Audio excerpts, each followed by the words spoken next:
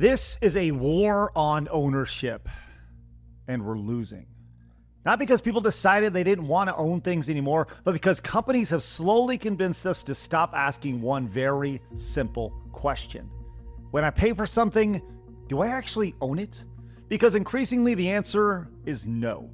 You pay $70 for a game, you download it, you play it for hundreds of hours. Maybe you buy the DLC, maybe you buy some cosmetics. In every sense of the word, it feels like you bought the game. But legally, no. You just acquired a license. Permission to access the game under a set of terms. And under certain circumstances, that permission can disappear. It's not some hypothetical future, it's already happening. Look at Ubisoft and The Crew. When Ubisoft shut down the servers, they didn't just turn off the multiplayer, they made the game completely unplayable. People had paid for that. They had it sitting in their libraries, and then one day it's just gone. And that's the distinction I don't think people understand. If I buy a physical book and the publisher goes bankrupt tomorrow, I still have the book. If I buy a Blu-ray and the studio stops supporting the movie 10 years from now, my disc doesn't just magically stop working. But digital products, yeah, it's different.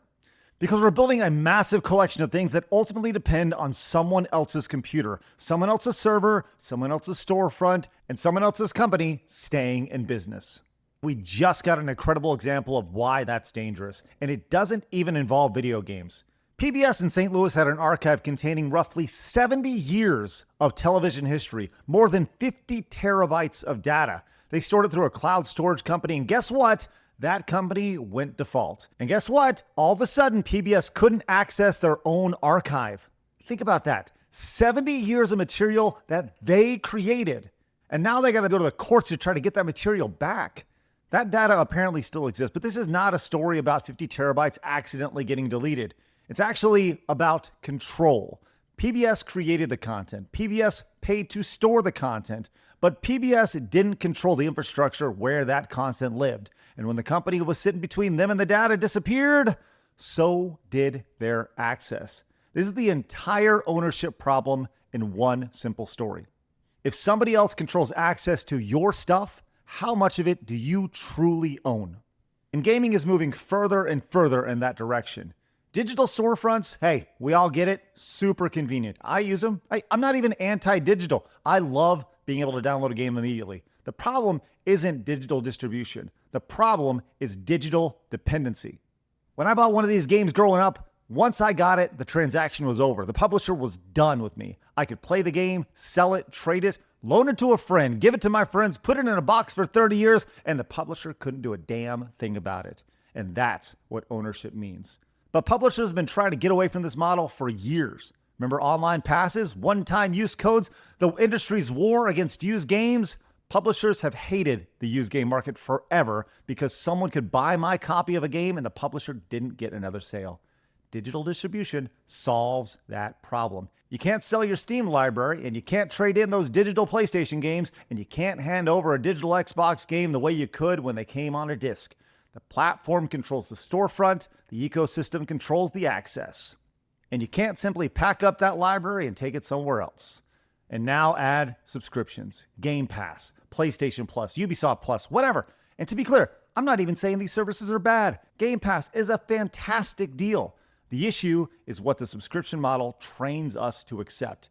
You don't build a library, you access one. The game gets removed, gone.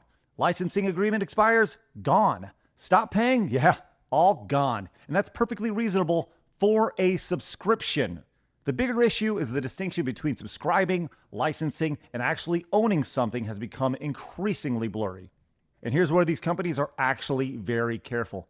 Go look at the storefronts. Steam, PlayStation, Xbox, they generally aren't putting a giant button in front of you screaming, "You'll own this forever." They're pretty damn smart. The terminology is carefully constructed because legally, what you're getting isn't the same as buying a physical object and taking unrestricted possession of it. But think about the consumer experience. You pay $70. The game enters your library.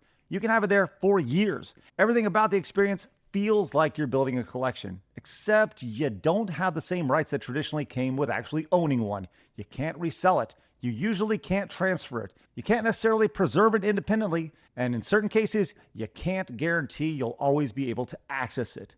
That is the disconnect. We're spending ownership level money for something that can provide considerably fewer ownership rights. And we're already reaching a point where even physical games don't necessarily solve this. You can buy a game on a disc, put it in your console, and immediately have to download 80 gigs worth of game or something. Sometimes major parts of the game aren't even on the disc. Sometimes you need an internet connection. Sometimes you need authentication. So what happens in 20 years when those servers aren't there anymore? What exactly is that disc? Is it the game? Or is it a physical key that asks a server for permission to play the game? This is where this becomes bigger than someone just being mad because they can't play an old Ubisoft game anymore. We're talking about preservation. Video games are culture. They're history. Doom, Half-Life, Halo, Mario, Metal Gear, Mass Effect. These games represent technology, art, and culture of the eras they came from. We preserve books. We preserve movies. We preserve music. But increasingly, preserving a video game can require authentication servers, storefronts, launchers, cloud infrastructure, DRM, and cooperation from companies that may not even exist 30 years from now. And companies are not preservation societies. They're businesses. If keeping something alive makes them money, they'll probably keep it alive. But when it doesn't, eventually someone's going to look at the server bill and it's going to be gone. That's why ownership matters. Ownership protects things after the company stops caring about them. And I do not think the answer is rejecting technology. I'm not throwing away Steam. I'm not canceling every subscription. I'm not even telling everybody they need a wall full of cartridges like me. Digital games aren't the enemy. Convenience isn't the enemy. The answer is giving consumers option. If I pay full retail price for a game, there should be a reasonable way for that game to survive after the storefront dies. And that's why I love what GOG has done with DRM-free games. You purchase a DRM-free game, you download the installer, you can back it up, put it on another drive, you keep it.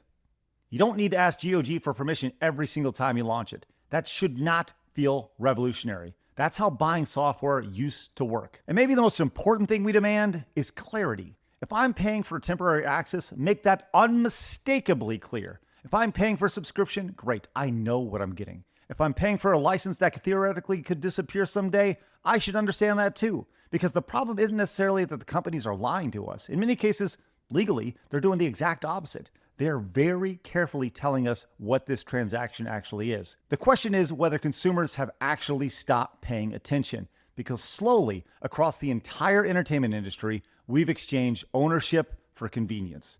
Movies, music, software, games. Our collections increasingly exist on computers we don't control, operated by companies we're simply trusting to still be there tomorrow. And sometimes, those companies just disappear. Just ask PBS. 70 years of history, 50 terabytes of data that they created, they paid to store, and now they're fighting to regain control of it. It's not a warning. This isn't about nostalgia. It's not about being scared of technology. It's about a very simple question.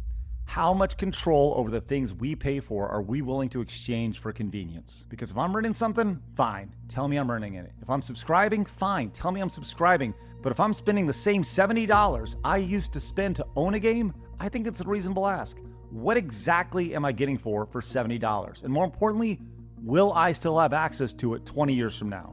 Because if we stop caring about that distinction, eventually we're going to wake up with an enormous digital library filled with things we spent thousands of dollars on, and then realize the word library didn't exactly mean exactly what we thought it meant.